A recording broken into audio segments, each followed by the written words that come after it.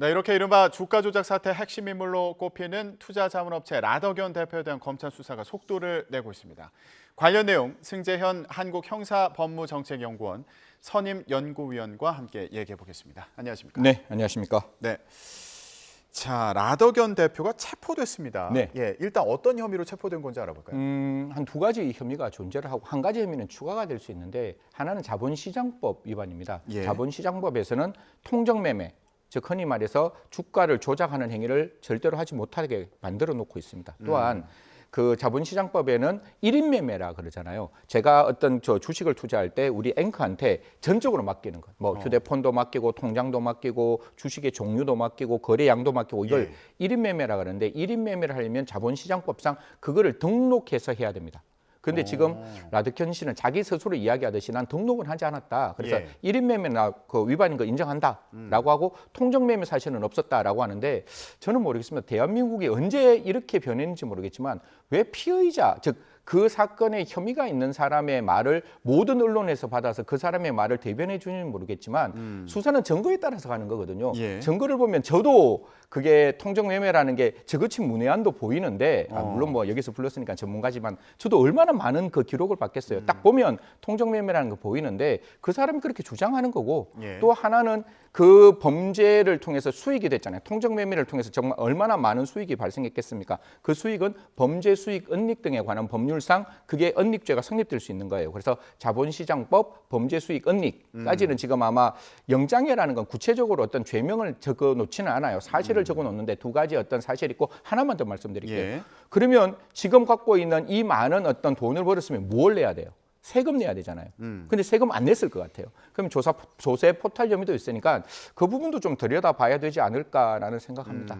통정매매라는 건 이제 사고 파는 사람들이 서로 짜고서 가격을 정해놓고서 이제 동시에 사고 파는 뭐 이런 방식 얘기하는 거죠. 가장 어떻게 보면 자본시장법에서 가장 오래된 수법 중에 하나고 뭐 내부자 거래 같은 경우는 정보가 잘 확인이 안 되는 경우도 있고 사기적 부정거래라 그래서 그것도 좀 조사하기는 어려워요. 이거보다 더 어려운 게 시장 교란 행위라고 예시적 규정을 자본시장법에 하나 만들었는데 그거는 조금 더 찾기 힘든데 통정매매는 자본시장법 중에서 주식시장에서 가장 오래된 수법 그리고 휴대폰이 다 이렇게 움직였을 거잖아요. 그 휴대폰을 따라서 착착착착 하면 물론 시간을 걸리겠지만 뭐 혐의를 입증하는 데는 그렇게 어렵지 않지 않을까 그렇게 말씀드리겠습니다. 자, 이런 혐의로 라더견 대표가 이제 체포됐는데 근데 보통 이렇게 체포하기 전에 좀 조사 일정을 조율하고 나와서 조사 받아라 이런 과정을 좀 거치지 않습니까? 이번에는 어땠던 거예요? 지금 분명히 라드견 대표가 한 가지는 이야기를 하잖아요. 나 그 등록 안 하고 무등록으로 내가 영업했다. 흔히 말해 1인 매매를 했다.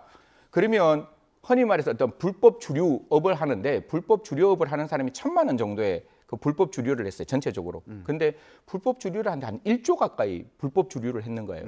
그러면 그게 범죄가 이게 엄청나게 중대한 거잖아요. 지금 이게 무등록 어떤 1인 매매를 해서 지금 나와 있는 시가를 보면 이게 조 단위가 분명히 넘어가는 그런 어떤 무등록업을 했기 때문에 그렇게 보면 범죄가 너무 중대하다고 보면 우리가 이런 이야기합니다. 체포를 할 때는 소환에 불응하거나 불응할 염려가 있으면 해요. 그럼 불응할 염려에 이 정도의 지금 엄청난 어떤 그 불법 무등록 영업을 했는데 당연히 범죄가 중대하다라고 생각하면 그 부분에 대해서 법원에게 소명하면 법원 입장에서도 야 이게 그냥 장난이 아닌 무등록 자기가 뭐 이야기는 했지만 뿐만 아니라 통정매매까지 들어가 있는 그런 상황이라면 범죄의 중대성 때문에 저는 뭐 굳이 체포영장에서 소환하지 않고 소환에 불응할 염려로 그거를 법원의 입장에서 법원이 체포영장 발부했다. 사실은 저 같으면 긴급 체포했을 것 같은데 또 긴급 체포하면 뭔가 갑론을박이 있을 거 아니에요. 뭐 그리 급하냐. 법원의 허가도 안 받고 왜 무영장으로 가느냐라는 어떤 갑론을박이 있을 수 있을 것 같아서 그냥 검찰이 딱 부러지게 했는 것 같습니다. 법원으로부터 체포영장 받고 48시간 이내에 구속영장 청구하지 않을까 그렇게 말씀드리겠습니다. 또 언론 보도된 내용을 보면 라더견 대표가 측근들을 앞세워가지고 인터넷 언론사를 인수해서 이거 투자 사기 등에 악용한 거 아니냐 이런 얘기가 또 나오고 있더라고요. 이건 또 어떤 상황이에요? 라드견 씨의 진술을 들어보면 이야기를 들어보면 저도 이제 그러니까 이 범죄 혐의자의 진술이라서 곧대로 듣지는 않는데 엑시시라 그러죠. 이게 문제가 발생했을 때 내가 어떻게 이 범죄 수익을 내 걸로 만들 수 있을까? 범죄 수익으로 환수당하지 않을 수 있을까라는 걸 정확하게 판단하고 하나하나 차근차근 만들었다는 모습들이 보여요. 예. 지금 보면 골프 회사도 그렇죠.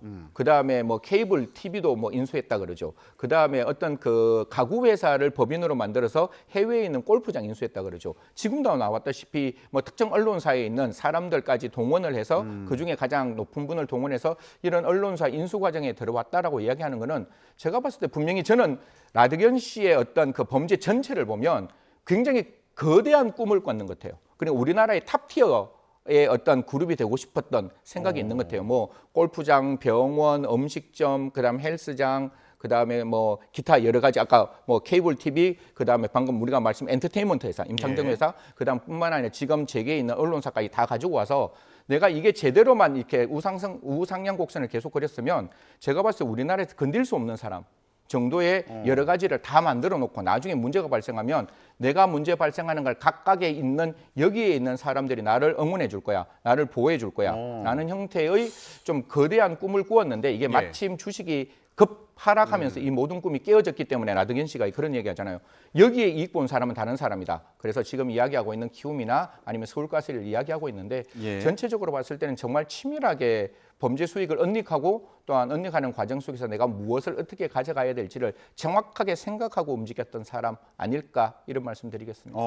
근데 여기서 하나 좀 궁금한 게 이게 결국에 주가 조작으로 주식을 올렸다 하더라도 이게 본인의 수익으로 이제 돈을 가져가려면 이걸 팔아야 되는 거잖아요. 그럼 언젠간 팔아야 되는 거고 그러면은 결국엔 또 주식이 떨어질 가능성이 있는 거 아닙니까? 이게 예. 어떤가 하면 제가 라드겐이에요. 예. 저 우리가 주주고 그러면 제가 뭘 하는가 하면 여기로부터 돈을 투자를 받잖아요. 전 투자를 받아서 A라는 주식을 사요. 주식을 사고 난 다음에 주식이 쭉쭉쭉쭉 올라가면 저는 뭘로 받는가 하면 이 수수료로 돈을 받는 거예요.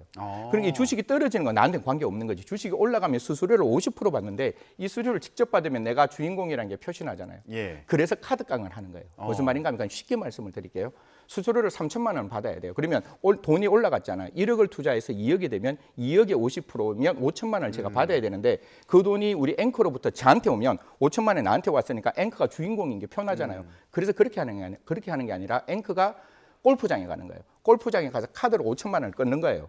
흔히 말해서 내가 이 골프장에 뭐 흔히 말해서 회원이 된다. 그럼 5천만 원 하면 그 5천만 원이 그 골프장으로 가는 거잖아요. 그 골프장에 가는 5천만 원을 제가 받는 거예요. 그러면 표시가 나지 않으니까 그렇게 수익을 창출하게끔 하는 거죠. 그러니까 똑똑해요. 똑똑한 게 아니라 굉장히 좀 저는 우리나라의 그 다단계를 하는 사람들을 보면 경찰이 그다음에 검찰이 여기서 꼭 한 말씀 드리고 싶은 거는 그들이 날아가고 있으면 우리는 진짜 초음속 제트기를 타고 수사를 해야 되는데 여전히 수사는 좀 아날로그 방식에 머물러 있는 듯한 모습.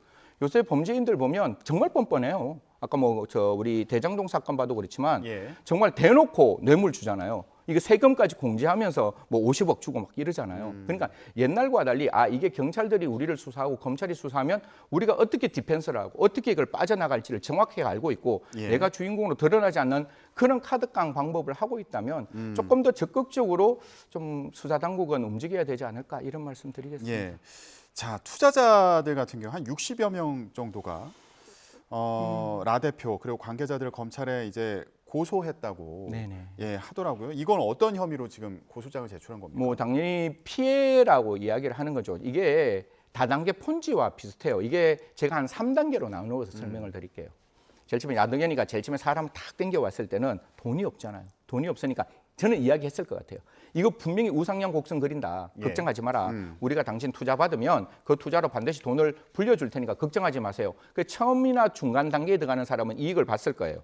이걸 보면서 거기에는 어느 정도 통정 사실을 인식하고 있었을 거예요. 그런데 이게 우상향 곡선을 쫙 그리는 순간 사람을 계속 모아야 되잖아요. 그러면 이미 그래프가 무엇을 만들어요? 믿음을 만들고 신뢰를 만들잖아요. 그럼 뒤에 돌아오는 사람은 그냥 따라 돌아왔을 거예요. 이게 우상향 곡선 그리니까 폰지 사기 같이 들어오면 내가 여기에 대해서 이익을 줄 테니까 걱정하지 마. 이익을 줄 테니까 걱정하지 마. 이게 거짓말일 수 있잖아요. 그래서 뒤에 돌아온 사람들은 피해자일 가능성이 높아요. 그러니까 이걸 앞뒤를 좀 나누어 봐야 될 것 같아요. 그래서 지금 보시는 이런 어떤 나덕연에 투자했는 사람 말고 진짜 개미들 그냥 우상향 곡선 보면서 저것이 이게 정말 서울가스가 이렇게 올라?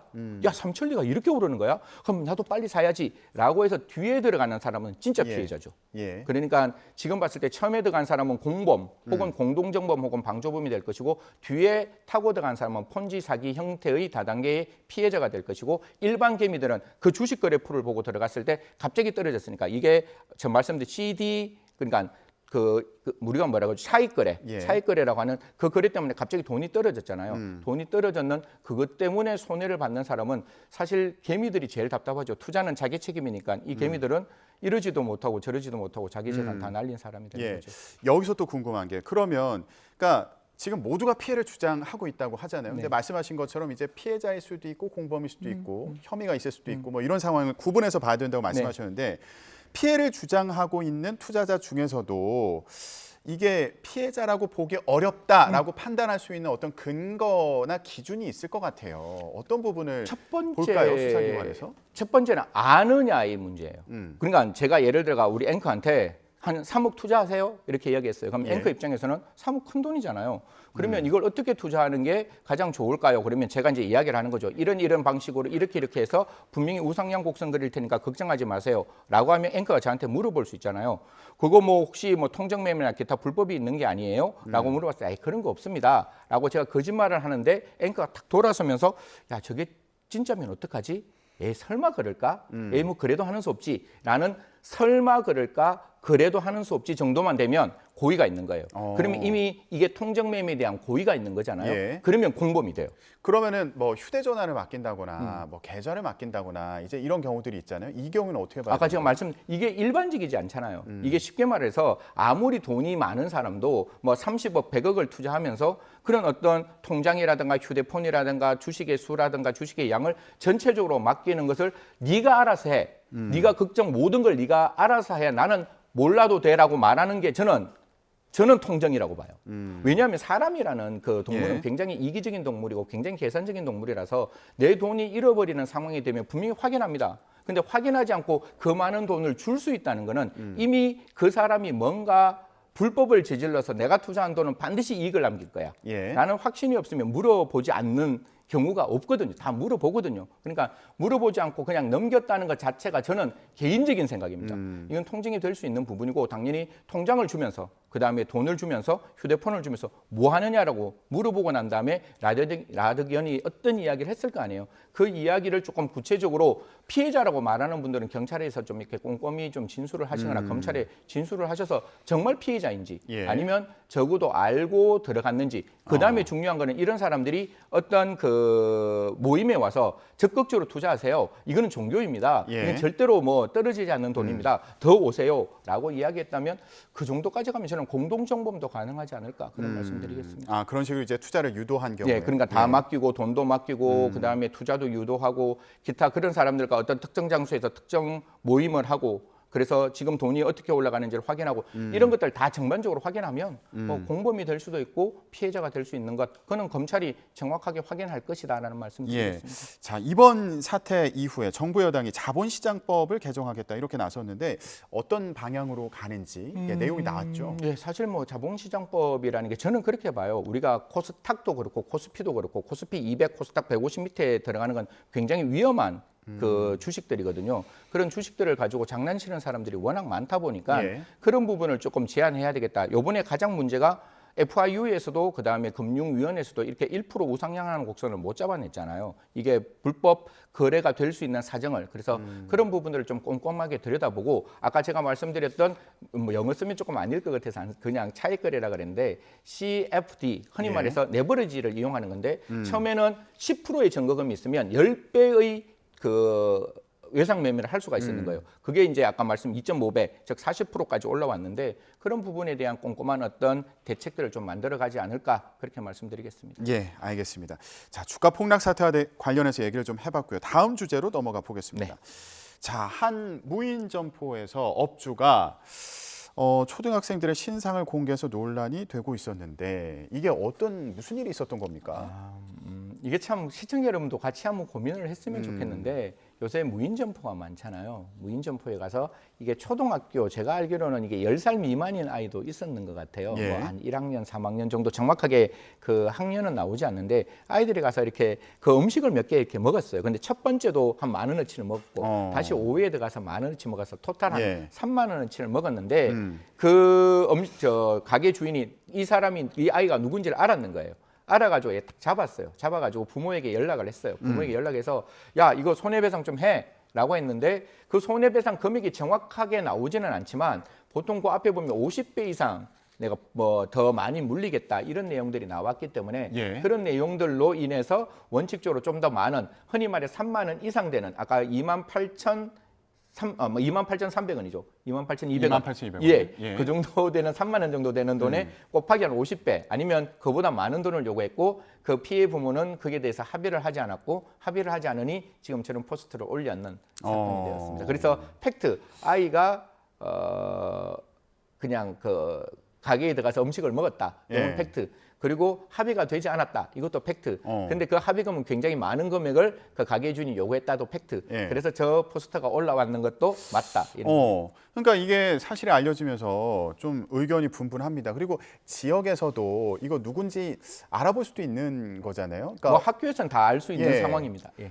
그 아이들 사진 뭐 이렇게 모자이크는 했다고는 하는데 어쨌든 몇 네. 학년인지도 나와 있고 뭐 이런 상황이다 보니까 요거 이 정도까지 해야 되냐 이거 과한 거 아니냐 이렇게 얘기하는 목소리도 있고요. 네네. 예. 네. 뭐 오죽했으면 그랬겠냐 뭐 이런 얘기도 있는 그런 상황이고요. 저희가 댓글을 봤더니 이런 여러 가지 얘기들이 나오고 있는 상황인데 승 의원님 개인적으로는 좀 어떻게 보세요? 첫 번째 저는 대한민국 교육제도가 완전히 바뀌어야 한다부터 말씀드리겠습니다. 제가 촉법소년 나이를 1살 낮추자는 거는 저는 그 긍정하는 편이에요. 근데 2살을 제가 낮추는 걸 반대했거든요. 예. 그 이유가 뭔가 하면 중학교 1학년과 초등학교 6학년은 달라요. 근데 초등학교 6학년에게 형사처벌을 과한다?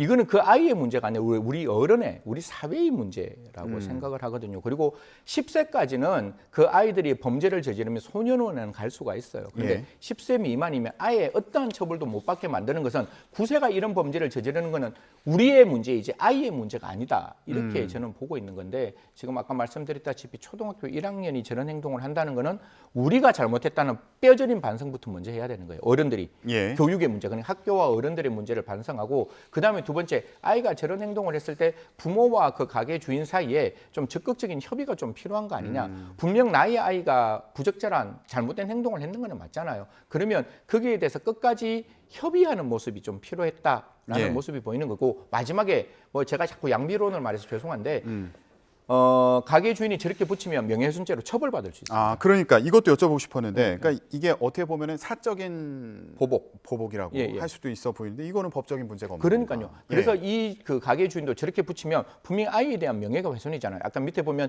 절도 현행범으로 체포 이렇게 나와 있거든요. 그러면 이게 과거 또는 현재에 입증할 수 있는 사실로 그 사람의 명예를 훼손하면 명예훼손죄가 성립돼요. 사실이라 할지라도 예. 307조 1항에 사실의 적시도 처벌할 수 있도록 만들어 놓았기 때문에 사실상 저런 행동하면 오히려 그 가게 주인이 또 그 손해배상, 명예훼손으로 처벌받을 수 있고 그 명예훼손이라는 것은 위법행위잖아요. 그로 인해서 불법행위 책임에 대해서 손해배상 위자료를 또 청구받을 수도 있으니까 예. 이런 부분에 대해서 저는 좀 사회가 협의했으면 좋겠다. 이야기하면 되는 거냐. 내 아이가 잘못했으면 용서를 구하고 그리고 그 어른도 아이가 그거 먹었는 걸 가지고 초등학교 1학년짜리 아이를 굳이 저럴 필요 있느냐. 오히려 자기도 처벌받을 수 있으니까 언제나 아이의 잘못은 어른의 잘못이고 우리 어른이 먼저 이런 행동을 하게 만들었는 어떤 현행의 어떤 사회 현상을 조금 더 반성해야 예. 되지 않을까 이런 말씀 저 드리겠습니다. 포스터 안에서 이제 아이가 누군지 또 알아볼 수 있는 사람이 또 있을 수 있으니까 네. 예, 이런 부분에 대해서 그렇죠. 법적으로 또 문제가 공연성이 될수 저는 있다. 충분히 있다고 생각하고 이름이 밝혀지지 않더라도 누구든지 그 사람을 알 수 있으면 우리는 사실의 적시에 피해자 적시가 있다 이렇게 이야기를 하고 있습니다. 마지막으로 이 부분 좀 얘기를 해볼게요. 무인 점포 늘어나면서 무인 점포 내에서 범죄가 일어나는 뭐 경우들에 대한 소식을 저희가 전해드리고 있는데 요거 뭐 좀 예방할 방법은 없는지 이것도 참 고민스럽습니다. 제가 한 말씀만 좀 드릴게요. 대한민국이 옛날에 1차원적 사회가 아니에요. 흔히 말해서 우리가 더불어 함께 가는 사회가 아니라 굉장히 개인주의화되는 사회. 인 것이고 대한민국은 굉장히 안전하다고 생각하지만 오히려 대한민국의 안전도가 떨어지는 것도 분명해요. 그래서 옛날에는 코로나19 때문에 조금이라도 비용을 절감하기 위해서 무인 점포가 많이 늘어났지만 그 무인 점포 때문에 범죄가 유발되는 경우도 분명히 있습니다. 예. 저는 한 가지만 말씀드릴게요. 다른 건 무인 점포는 오늘을 치더라도 초등학교 앞에 왕구를 가지고 무인 점포 만드는 건 저는 반대입니다. 왜냐하면 아이들이 학교하고 가는 길에 무인 점포에 들어가면 작은 물건들이 있잖아요. 그러면 그 아이들의 마음이 얼마나 연약하겠어요. 그리고 아이들 입장에서는 견물생심이라고 그걸 딱 가져가는 순간 그건 범죄가 되는 거잖아요. 그러면 우리 어른이 그 안에 지켰다면 아이들이 그걸 안 가져갈 거 아니에요. 어른들이 지키지 않는 무인 점포 때문에 아이가 그런 어떤 그 순간적인 어떤 그 유혹에 빠지는 거는 전 좀 막아야 되지 않느냐. 그래서 좀 무인 점포 설치에 관한 어떤 그 예규를 좀 정해서 학교 앞 일정 거리 안에서는 특히 왕구, 작은 물건, 아이들이 흔히 말해서 순간적으로 유혹받을 수 있는 물건은 예. 좀 무인 점포로서 개설하는 걸 좀 막았으면 좋겠다. 그래야 지금 나와 있는 사회적인 이런 어떤 갑론을박인 사건들이 조금 줄어들 수 있을 것 같아요. 이게 계속 무인 점포로 남아 있으면 여전히 다음에 또 우리 앵커와 저는 또 이야기를 할 수밖에 없다 이런 말씀드리겠습니다. 예. 또 지금 운영하시는 분들도 계실 테니까 그런 경우에는 또 어떻게 또 보완을 할 수 있을지 이거에 대한 고민. 그러니까 논의 저는 좀 뭐 아까 필요하겠네요. 말씀드렸다시피 좀 지켰으면 좋겠다는 말씀 드리고 싶어요. 그래서 옛날 코로나19 때문에 그런 문제는 있었지만 그게 상황이 변하면 또 상황이 변하는 방법대로 그 가게 운영 방식도 좀 바뀌었으면 좋겠다는 말씀드리겠습니다. 네, 알겠습니다. 사건 사고 관련 내용 승재현 한국형사법무정책연구원 선임 연구위원과 함께 얘기 나눠봤습니다. 오늘 말씀 고맙습니다. 네.